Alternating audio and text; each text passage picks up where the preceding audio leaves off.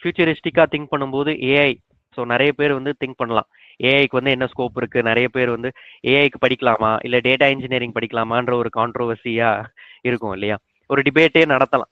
நாங்கள் நிறைய பாட்காஸ்ட்லாம் பண்ணுறோம், அட் த சேம் டைம் நிறைய மீட்டிங்ஸ் அட்டென்ட் பண்ணுறோம் இந்த டாபிக்ஸில். ஏஐக்கும் வந்து data engineering is definitely needed, க்ளவுடும் வந்து டெஃபினெட்லி நீடட் கைஸ். ஸோ இந்த ரெண்டுமே வந்து நம்ம அவாய்ட் பண்ண முடியாது.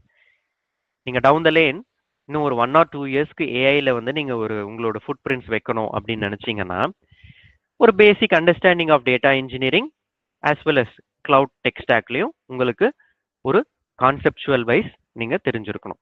வந்து ஐடியில் இருக்க மாட்டாங்க, நான் ஐடி பேக்ரவுண்டில் இருப்பீங்க, இல்லை மேபி மெயின் ஃப்ரேமில் இருக்கலாம், இல்லை டேட்டா வேர்ஹவுசிங்கில் இருக்கலாம், இல்லை டேட்டா பேஸ் அட்மினிஸ்ட்ரேட்டராக இருக்கலாம், நிறைய டிஃப்ரெண்ட் டொமைன்ஸில் இருக்கலாம். Not like everybody will be இந்த சேம் டேட்டாவில் தான் இருக்கணுன்றது அவசியம் இல்லை, ரைட். நிறைய பேரோட ப்ரீரிக்விசிட்ஸும் இந்த கொஷின் இருக்குது. நான் வந்து டேட்டாவில் இல்லை, நான் வந்து வேற ஏதோ டெஸ்டிங்கில் இருக்கேன், மேனுவல் டெஸ்டிங்கில் இருக்கேன்.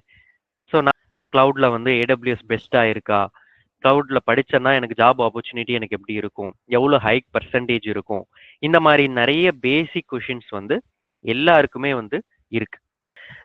ஸ்ரீனிவாசன் சொல்லிட்டு அவருக்கு வந்து has got offers in Cognizant and Capco, 2 கம்பெனியில் ஆஃபர் கிடைச்சிருக்கு.